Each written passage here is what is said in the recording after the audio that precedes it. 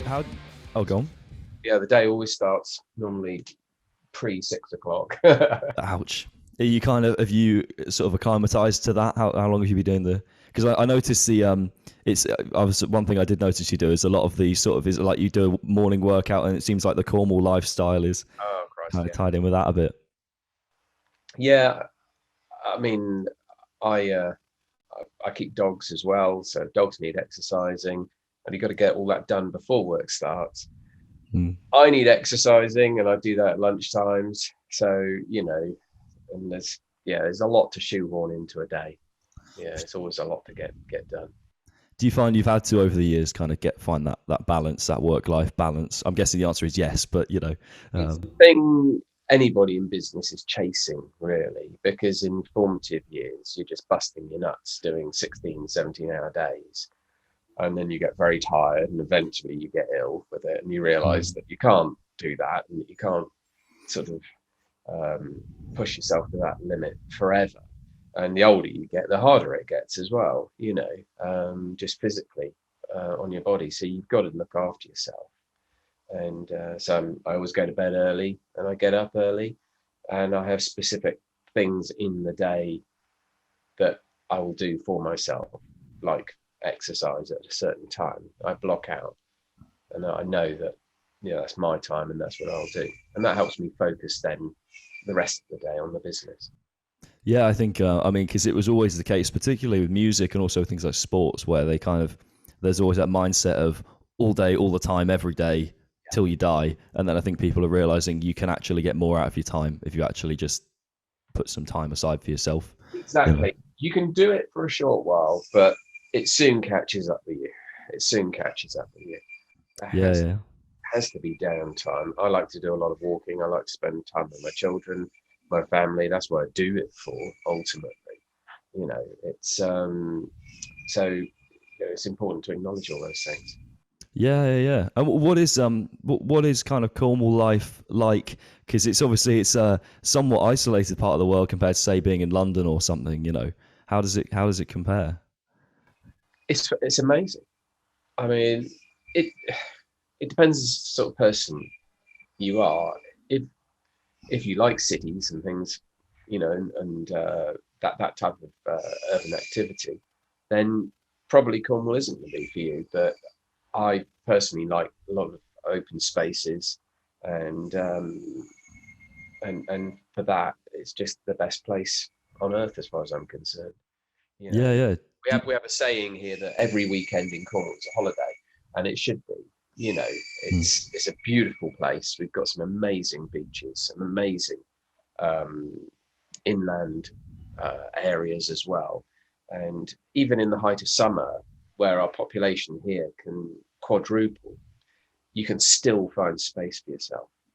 I know plenty of places where I can just disappear for the weekend and just take the family, and we have a great time without being overly crowded.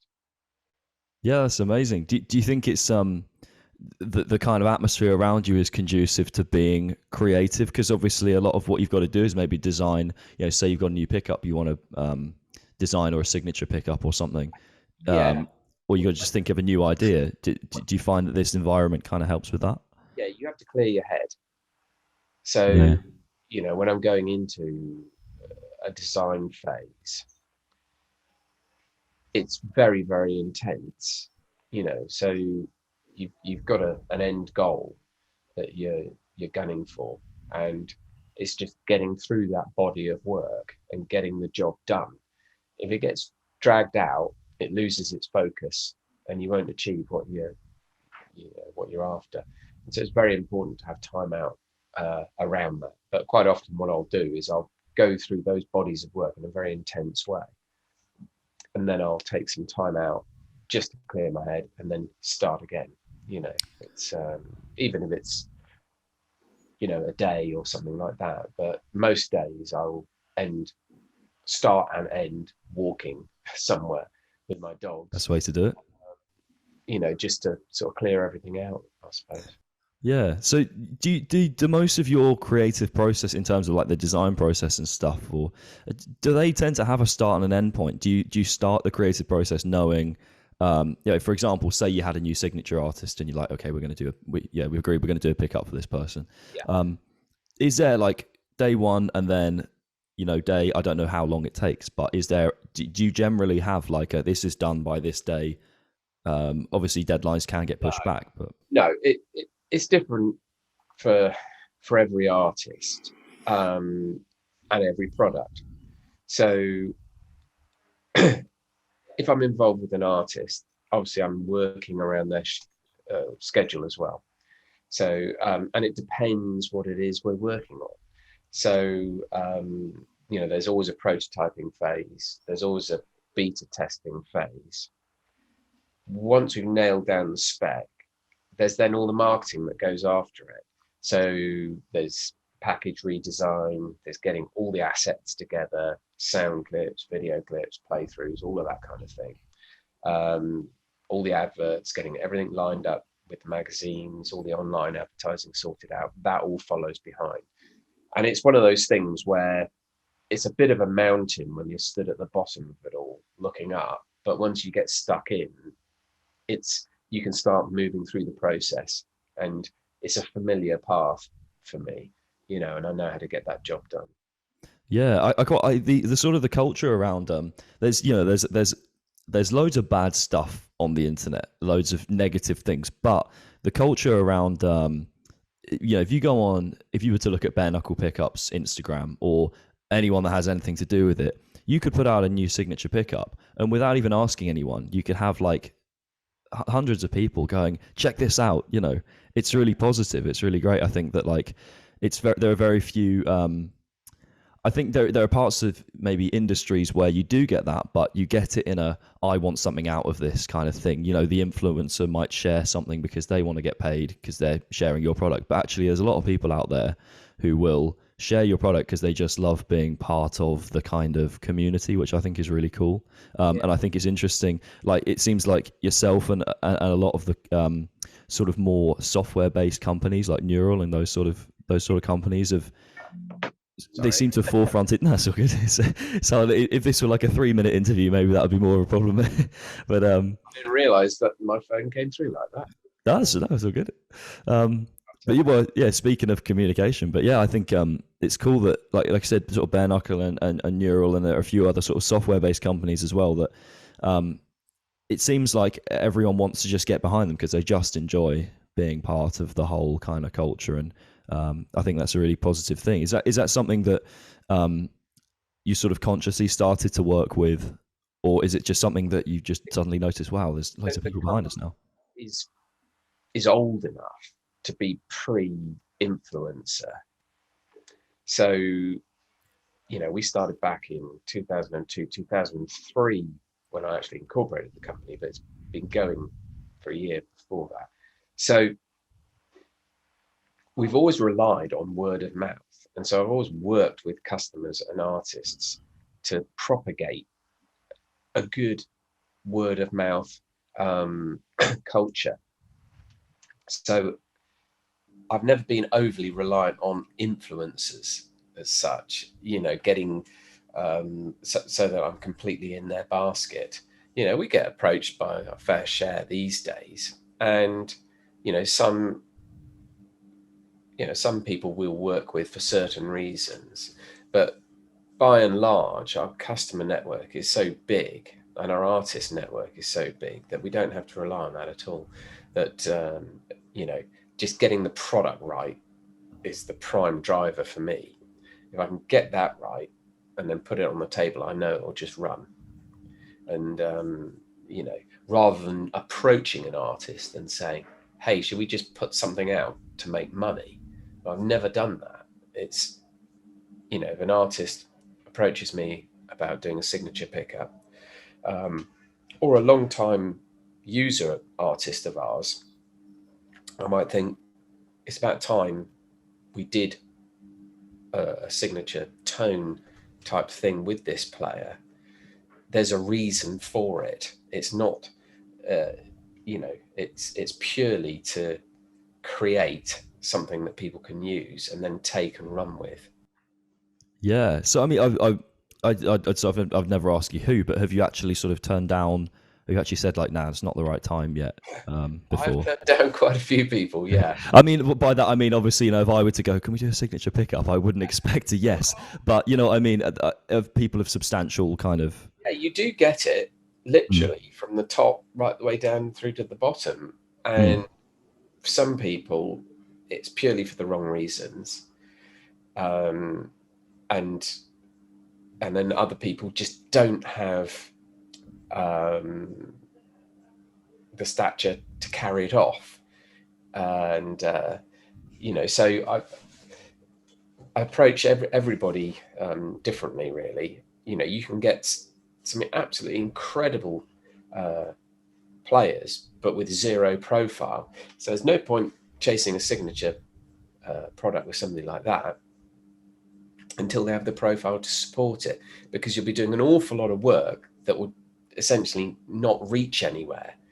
So it's so the artist has to have the profile to carry it to start with, but that doesn't mean that great player can't be developed alongside the company. So we'll use different methods to help and support them, maybe using them to demonstrate, do videos, playthroughs, stuff like that. And that might slowly build up their profile. And that can then be a game changer. That person then might be picked up by management, moved into a different type of band, the profile might increase, and you could then look at that kind of thing. yeah, I mean, who's been like, if you had to pick one, who do you think has been the most challenging? I wouldn't say the most challenging person, but the most challenging person to make a pickup for, in terms of nailing the sound and really finding what works for them. Who do you think has been? That's easy. That was Oh, Adam. okay, That's Adam. okay, yep, Good. Purely because Adam and I are so close. I've known Adam for years and worked together for years. So when we finally had that conversation about doing a signature pickup, which was always talked about, but we were just sort of, when's the time going to be right? It was. I knew that the tones that Adam has developed and is responsible for in the rock and metal fraternity, to try to bring that to a source, which is a pickup on a guitar, was going to be really, really challenging. And so it was always one of those sort of, crikey, when we start this one, seeing it through is going to be a real challenge. I couldn't do it the usual way that I would do it. And we had various challenges, namely the pandemic, which meant that we couldn't sit in a room together, so we were having to do it all remotely. He would send me sound clips of stuff that I was sending him. Normally I like to do a blind test, but Adam very much knows a lot of my processes when it comes to that. And he also knows an awful lot about pickups. He knows an awful lot about most things. So you can't quite work that way with him. So we were just basically chasing down to an end point, and we did get there. But that was the most challenging. The other artists I've worked with have all had different challenges in their own right. The specific things that they're wanting to nail down, but wasn't quite such a mountain to climb as the one with Adam.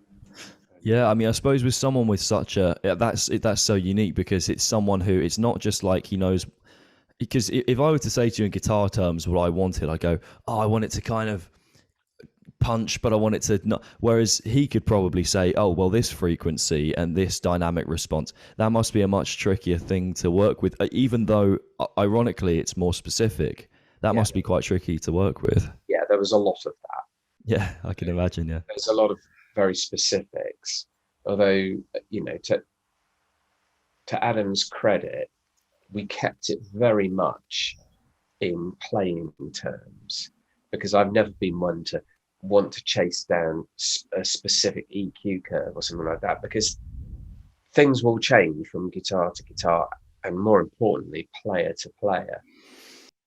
So I suppose conversely, Who's been the easiest to work with? Who is there anyone where you've kind of just nailed it first time, or? Well, 9 times out of 10, we always, well, with everybody else, yeah, we nailed it first time because I was able to design to a brief that they wanted. So that was much easier because they'll give me a wish list, and then we would organize a testing session, which would be sometimes 2 days, sometimes a week, something like that, depending on who it was. And what I would generally do is I would know the pickup that I designed to the brief, and rather than just putting it on the table and saying, there, that's it, I would produce a range of prototypes that were kind of based around that brief, but weren't it, to allow the artist a chance to get on the journey and discover that pickup, if that makes sense. So they would whittle it away, and we'd arrive at the result that I'd kind of presented anyway, but they didn't know which one I would present. So, it was a game I sort of first started with Misha, really. And back then, I used to make all the pickups all the same color, and they'd just have a number, and he wouldn't know what they were, wouldn't know what the components of the pickup were. So it just forces you to just play and use your ears, and that's all you can do. Is this what I want? Yeah, I know for a fact when I lead you at all. well, yeah, I think it's a bit like it sounds almost a bit like when magicians go, oh, pick any card, and you just happen to always pick the one they want you to pick. Yeah, exactly. With Rebea, I did it with colours. I saw that. That looked really interesting. All the pickups were different colours. So, I thought, bored of doing it with numbers, let's do it with colours this time. So we did it that way. So there was an identifier. I knew the colour that I was pretty certain would be the one. But there were options in there, just in case. With Adam, there were 2 lines of sort of wish, really.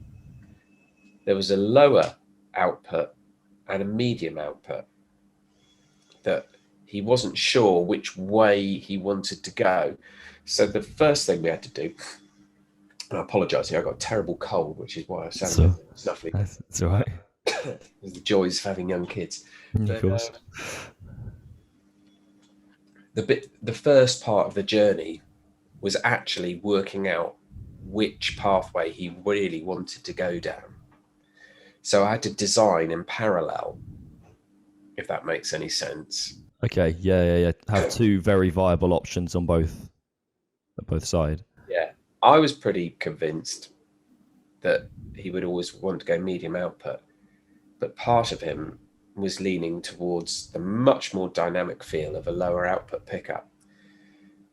I personally couldn't see people that were a fan of his playing and the tones that he create buying into that.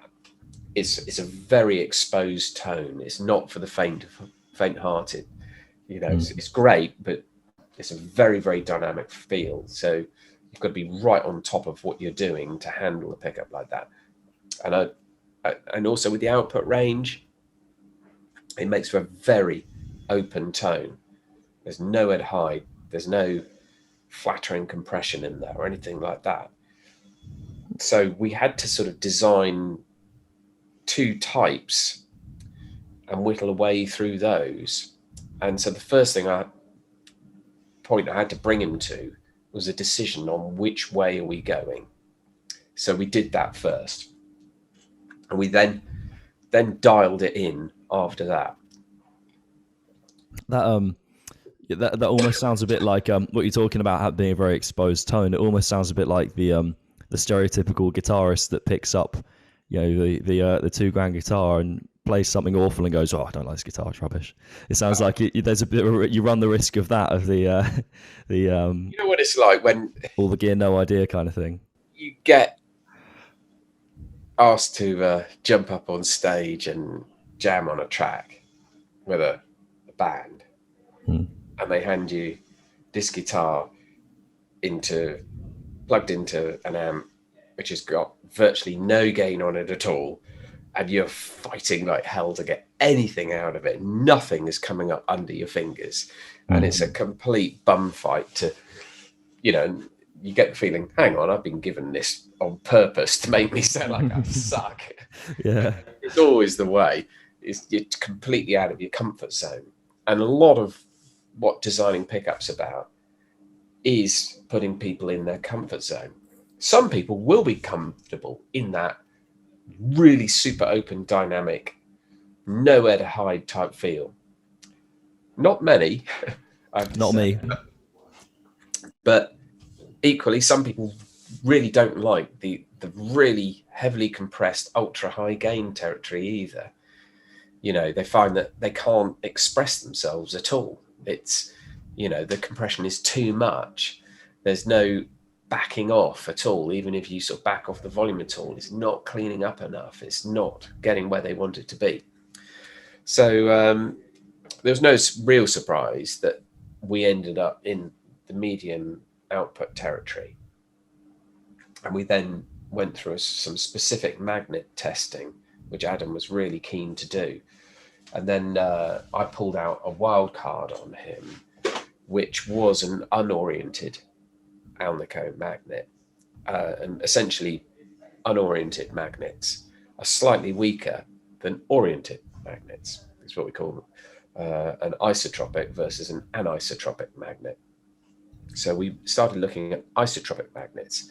Now, when the magnet isn't driving the coils as hard, you start getting some of that dynamic back into your signal, but not completely. It's not like you've gone with the vintage output pickup. Also, the magnet isn't strong enough to excessively drive bass frequencies. So that can work quite nicely with the metal side of things. Exactly. So all of a sudden, the bottom end, which is a little deeper because we're in a medium output, so the resonant peak has dropped down a little bit. So if you liken the pickup to a microphone as to listening to various frequencies, we're just sort of coming down the tree a little bit.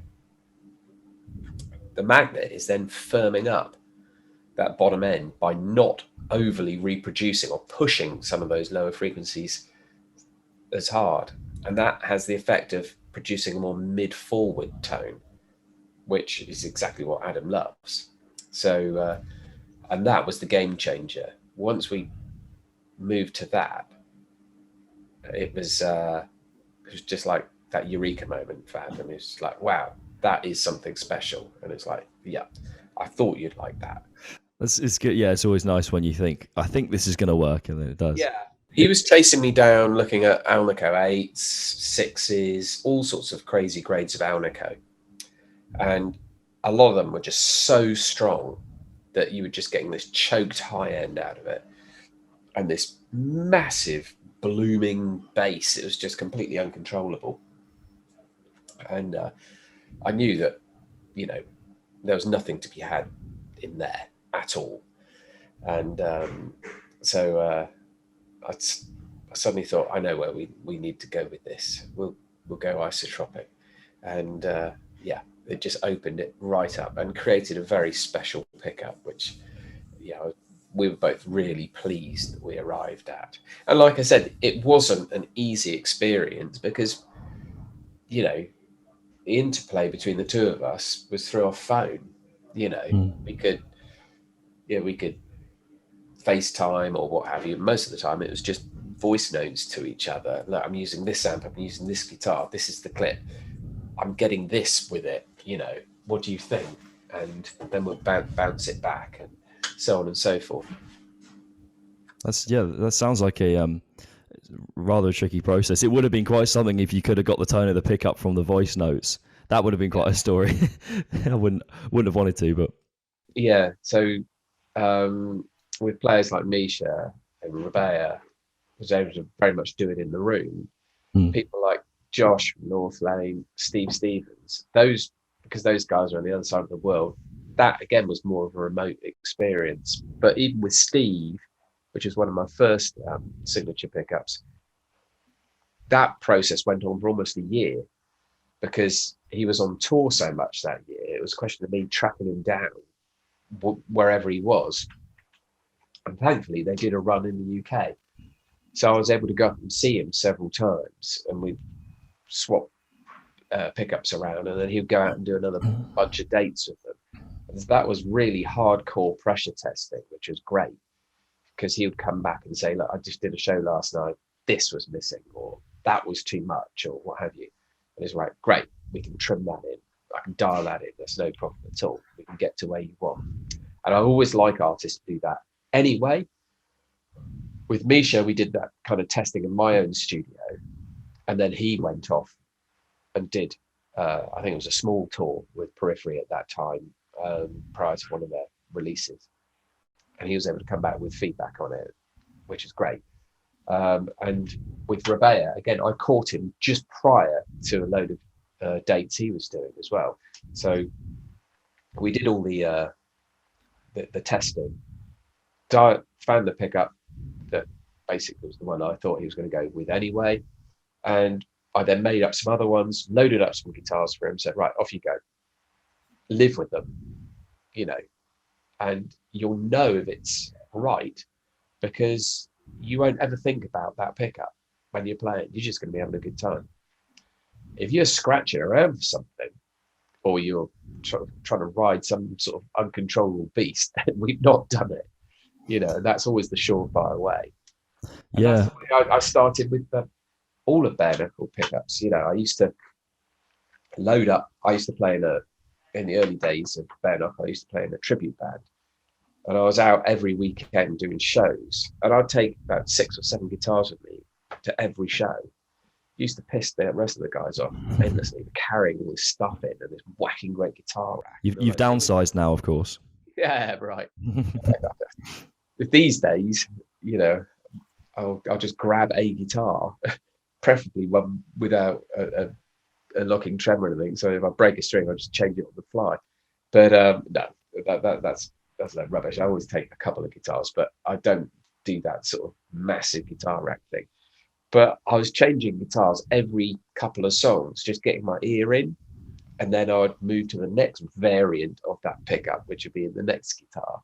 And I was just using that playing experience just to really dial in my ears and the feel of all of these different models. And I did that for, crikey, a year and a half. I was going to say, you must really have to lock your ear in, because you get the wrong sound guy and you suddenly think you've got the best pickup or the worst pickup in the world. And then you go home and you realise, hang on a minute. Not with the backbone I was running back then. It was so loud, never bothered the sound guy. Yeah. Well, I was going to say, that's another reason you need sort of big enough signature artists, because if they're testing them out in these tiny little rooms, you know, I can't hear myself. I think I've heard myself 3 times maybe, you know, properly, you know, as in like, oh, I can really hear everything, you know, like I just, yeah. I was sound man's worst nightmare. Oh, really? Why is that? I just play too loud. But I'm old school. You've got, yeah, I kind of, I think there's something, and this is something I would almost, something I kind of think that needs to maybe come back a bit. Is just in the right way, something about that little obnoxiousness about being a guitar player, and not in the way of being a dick. I don't mean like that, but I mean in the way of just sometimes that little bit too loud, or that you know you can chase the perfect frequencies and the perfect thing, but sometimes just a bit too much of something is almost quite cool. My absolute hero is Mark Tremonti, and his tone is sometimes just that little bit too much something, but I kind of love it. Because it's a bit much. I don't even know how I'd describe it. Maybe there's a bit too much gain, and at times maybe the low end's a little bit out of control. But like I kind of go, but that's doing something. Like it's, I bet the engineer's going, geez, can you do something about that? But like it works, you know. And it's, I think I'd kind of almost love to see. I feel like that could do with a bit of a revival, perhaps, you know. Well, you know, if you go roll back sort of 20 plus years, you know, PA was reinforcing the live sound. These days, it's replaced the live sound in as much as you go to the front row of a gig, you can't hear anything other than no. there's nothing there at all.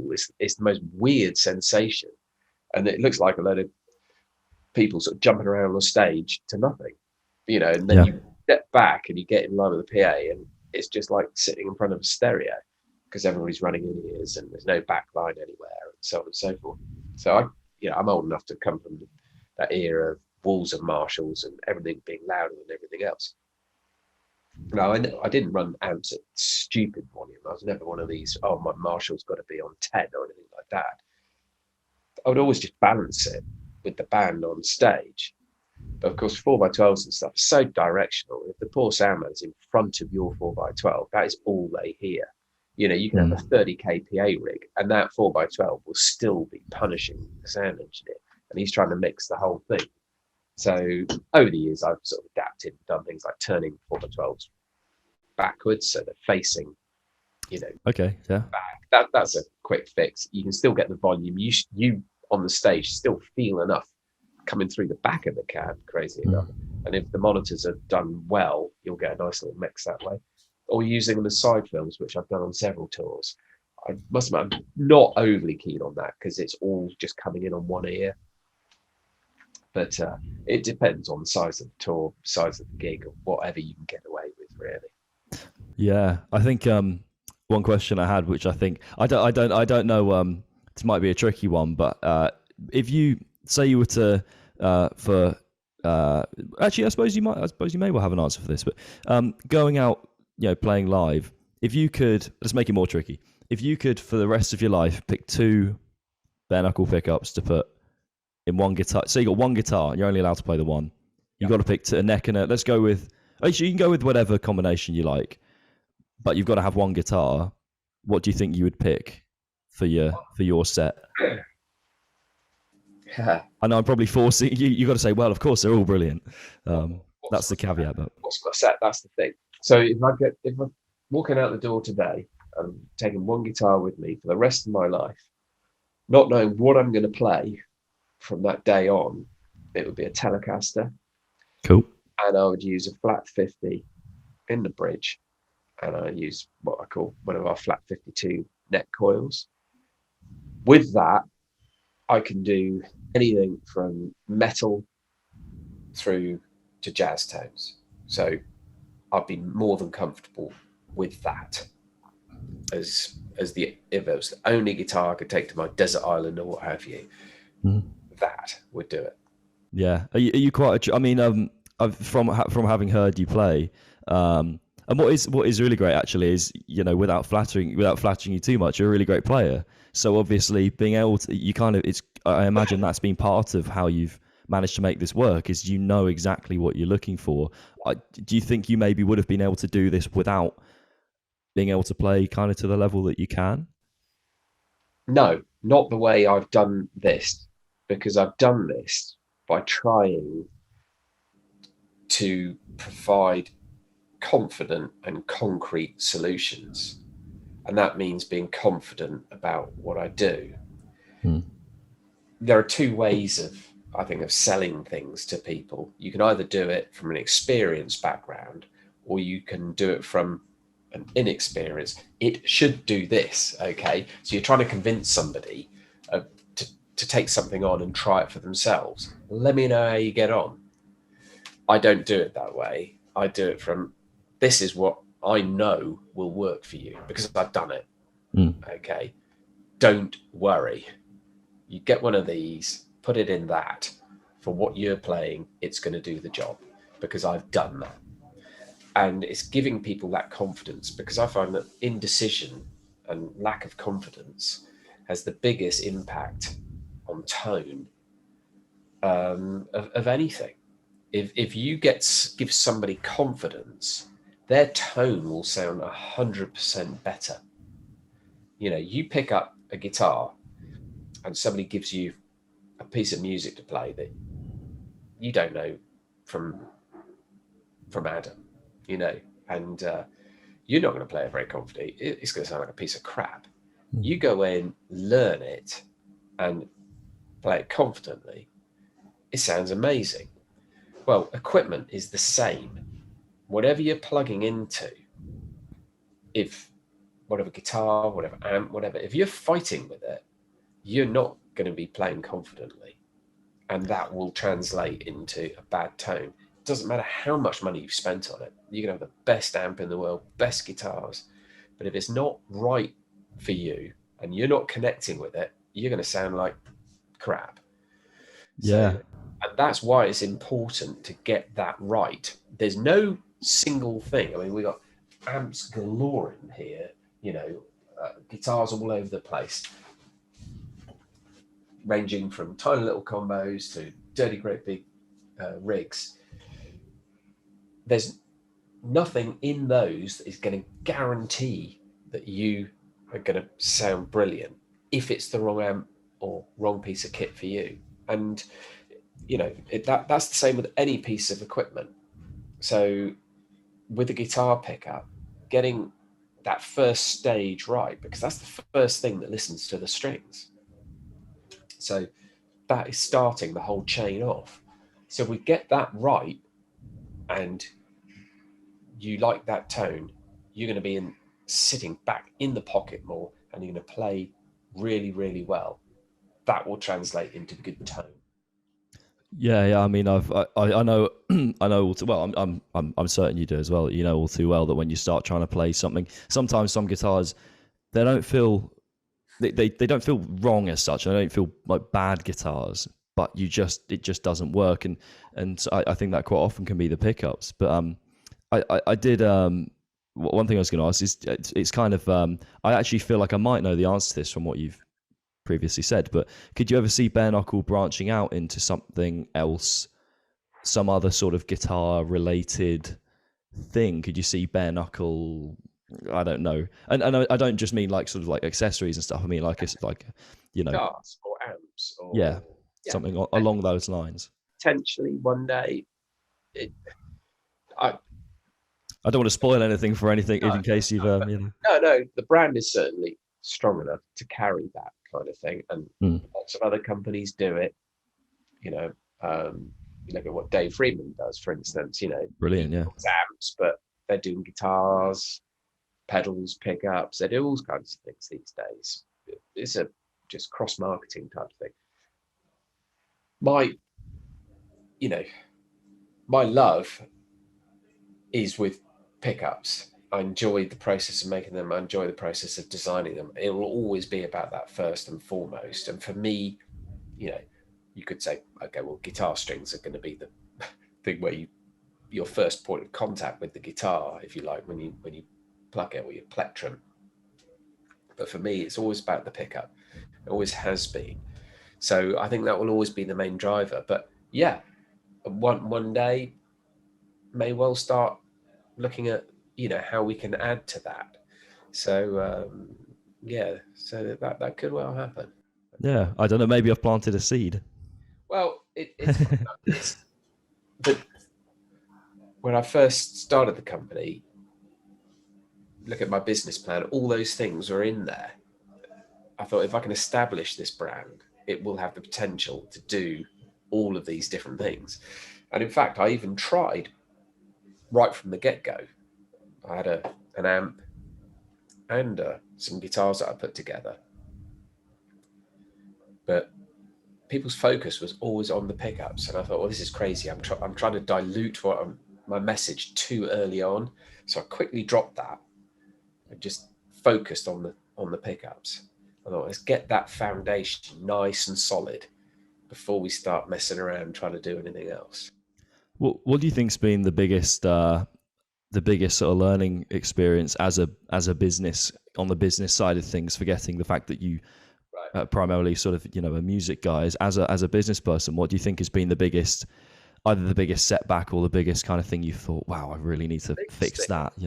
Biggest thing is that I'm not a business person. Right. Okay. Yeah. I started this as a guitar player. I kind of flew by the seat of my pants and went with my gut feelings on things. I come from a family of salespeople, if you like. So sales has always been in my blood. My brother has a very successful business. My parents, my grandparents, all based on sales. So I know how to sell and market, I suppose. Just it's always been a family thing. But actual business practice, no. I've been a guitar teacher, a touring guitar player. I was always just playing guitar, conveying information. And so I did BareKnuckle that way. It's always been an educational thing, educating people, diagnosing people's problems, and showing them what solutions we've got. So there comes a point in a business development where you realize that you do need help. And that is the first thing I would say, is realizing I don't know all the answers, particularly to more complex business and marketing things. And that goes hand in hand with the fact that you very soon realize you cannot do everything yourself. You start off on your own, you start getting more staff, more and more and more. But all business owners will tell you this. To start with, you're very reluctant to let go of the reins of anything. This is your baby. You don't want anybody else messing this up. So I was an absolute shocker for it. I wouldn't let anybody else answer emails. I wouldn't let anybody touch the phone. Nobody went near the sales system. Nobody did any ordering. I did all the procurement, everything. The rest of the guys, they just made pickups, wound coils, made pickups. I even used to take all the stuff to the post office. I wouldn't trust anybody to do any of these silly things. And like I said earlier, eventually you get ill with it because you can't be all these things. And also you become like a cork in a bottle. You got all this stuff underneath you, but you're not letting it get past you because you're afraid that it's going to mess things up somehow. We've actually we've got quite a lot in common there. That from trying to unravel everything there. Because I did initially when I left school, I went off to do a business degree for a year or so. So it was kind of that. The school I went to was very much it sort of sent what's the word, sort of gearing you up for those kind of very academic, or well, they're not quite as academic as some courses, but they very much geared you up towards that. And I was starting to realize I was really more into guitar than business, but actually it did help with the having that awareness of, like, when I started the band, or when I just started trying to market myself as a musician, I had about some of the right ideas. But actually I do know the feeling of because again I dropped out of uni to go and pursue music, or I went to another music school, but then starting a band, writing a lot of music, and I met these fantastic musicians, and I was no good. I'm still probably not great at it, but I was no good at, like, just letting them have a chance at doing something, I think I'm better at it now, but it's very difficult to, because it's like I've dropped out of this, I'm going to pursue this, and I want to make a career of this, and then suddenly 3 other people are involved in this thing I'm trying to do, and then just almost letting go of the reins it's a relief, but it seems silly you didn't do it at first, but you have to, don't you? And there there's a risk though, isn't there? There's always going to be a risk. What if somebody messes it up? And then they've messed up my career too. You almost don't want to give that opportunity away, but when you do, and you make the right decision with the people that you surround yourself with, your foundation gets stronger, not weaker. And you can do more yourself. You can be more creative. Whereas if you're trying to be all things to all people, you can't. You're actually stifling yourself more than anything else. And so, that was a bitter pill to learn. And weaning myself off that took a while, but I did it, and that was a good 10, 12 years ago. Now I don't pick up the phone. I've got guys downstairs that do it. The people that need to speak to me can speak to me. They know what my cell phone number is. Simple as that. yes, I'm still involved in procurement, but I've got a stock controller. So I liaise with him. I can have a quick check through what he's doing or what have you. All of these, I'm still very involved in sales, but I'm not the only person that you'll get on the end of an email or on the end of a chat or on the end of a. There's the very confusing. There's another Tim, I believe. That's Timmy. Okay, yeah, that's a very confusing. Yeah. Yeah, Timmy works in sales, and Yeah. Timmy's a great guitar player. He's also really well versed in electronics. The actual wiring of stuff. So we get asked all sorts of questions about how do you do this? I want to do this. I want to do that. I want to put a kill switch in, but I want to wire it all up in parallel. And Tim spends ages working out all these sort of solutions for people. And then I've got Ben, who heads up more of our trade side, dealing with our dealers and all the OEM stuff we do as well. Yeah. So you could get any one of three of us. People that message in on Instagram or on Facebook, Messenger, what have you. One of us will be at the end of it, but it's not always me. But a third of the time it will be. I didn't know if Timmy was like a Jekyll and Hyde situation where like, let me pass you on to Timmy. Tim's not going to deal well with this, Well, when I first, Tim started out with me making pickups, but Tim's got a background in sales as well, and when we first talked about him coming in on the sales side, I was like, crikey, this is going to get confusing with two Tims. But then I thought, actually, you know what? This could play to my advantage. It's kind of like almost like cloning myself a little bit. Yeah. Because some people do get attached to, I've got to speak to Tim. That's fine. I've got customers from 2003, 2004 that I still deal with. That's not a problem. And if anybody does want to speak to me, they will speak to me. It's not like, oh, no, I'm not speaking to you. It's fine. But there are so many people, we can have in excess of 200 emails a day. You can't do that on your own, and then you put in all the direct messages as well, phone calls. The phone downstairs just goes non-stop.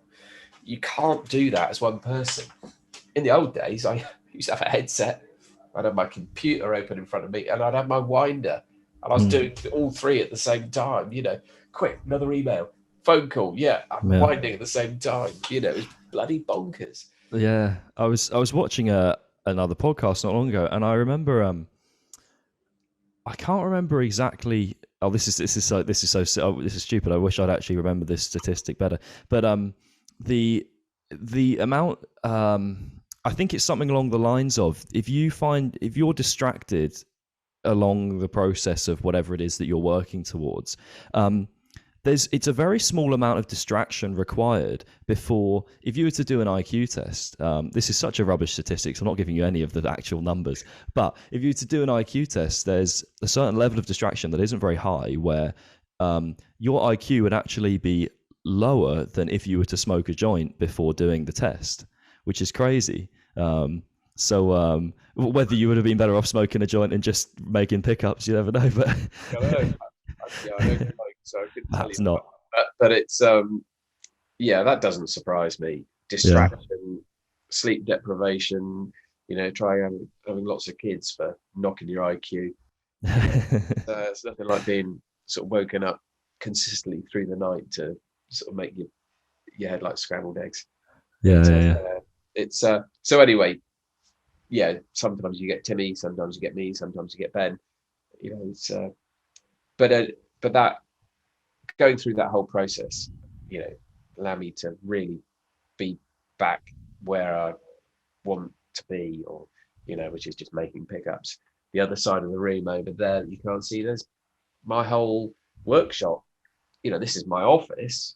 It's also a workshop too. It's all in the same room, so I can talk to somebody like you, walk around the desk, and there's all my wire, my winder, all my stuff is over there. I make pickups. All the way down here is all the amps and rigs for testing out stuff. It's a complete workshop in this one room. Out through there, you've got all the assembly boys. Across there, there's a room where all the winders are. Downstairs is all the packers and stuff. So everything is produced up on this floor. We've got guys winding the coils, assembly, then it goes down into dispatch, and then it gets packed up and out the door it goes. Wicked. I mean, so okay, I've got 3 questions just came to mind that we can maybe sort of fire off, and I'm going to write them down on my phone very quickly because I'm going to forget. I imagine in the time that you answer one, I will forget the other 2. Okay. I've nearly forgotten the second one as well. What it was going to be? And then sorry, I'm just thinking to myself here. So I tell you what, I'll ask you the first one while I write one down. A bit of a change subject. What's your favourite tattoo that you've got? Oh, favourite tattoo. Crikey, it's like trying to choose a favourite child, isn't it? Good Lord. If I had to choose one, I'll probably say the rose I have down my side. Cool, nice one. Is that of sort of significance in some way, or is that just one you like the design of? I like the design and I like the significance. Oh, brilliant. Yeah, cool. So two more back to the pickup side of things. One was there a point in your career where like a moment where you sat down and you realized, I don't have to do all these other things. I can just focus on the bits I want to focus on now. I don't have to worry about phone calls or something. Was there a day that you could pinpoint where you sat down and went, cool, right, I can not settle into this? Or like I said, it was a process of weaning myself away from that. I didn't want to give it up. Yeah. If you see what I mean. But we'd set a target of growth for the business. We hit that target. I've got a strategic advisor who's an old friend of mine, who's a very successful businessman. We have sort of meetings every month where we spitball stuff. He knows business. Sometimes we argue like cat and dog, because he'll try to put me into a place that's out of my comfort zone, and I'll argue back in against that. And sometimes he'll go, well, at least we know what you don't want to do, because you've argued so convincingly why you're not prepared to do that, or what have you. So I'd say rather than any one day, it was a period of probably a good 12 months, 18 months where I changed the team, weaned myself off the phone, and rebalanced things. I'm not saying I've got it right now, it's days can still be stupidly long. I start at 6 on the ticket system at work. As soon as I come down, I'm having breakfast and I start assigning tickets and going through all the traffic that's come through from the night. Last thing at night, I'll quite often be sorting out Instagram stuff. But to be successful in business, you have to push. There's no point where you go, right, I'll put my feet up now. This is lovely. Yeah. See you all later in a year's time, lads. You're part of a team and you lead from the front. You don't lead from the back. Yeah. You kind of do a good job in the middle, but you tend to be hidden. So, there was no one single day where it happened. It was a journey. Wicked, yeah. I think, and speaking of, it kind of leads nicely onto it. I suppose there's only so much you can reveal, but what's the future looking like? Medium to long term. Where can you see? And again, I'd never ask you to sort of reveal anything specific. I'm quite open on things like that. We've got some exciting signature projects lined up. There's one I'm just putting to bed. I'm not going to say who it's with, but very excited about that. I've got another 3 lined up over the next 12 months.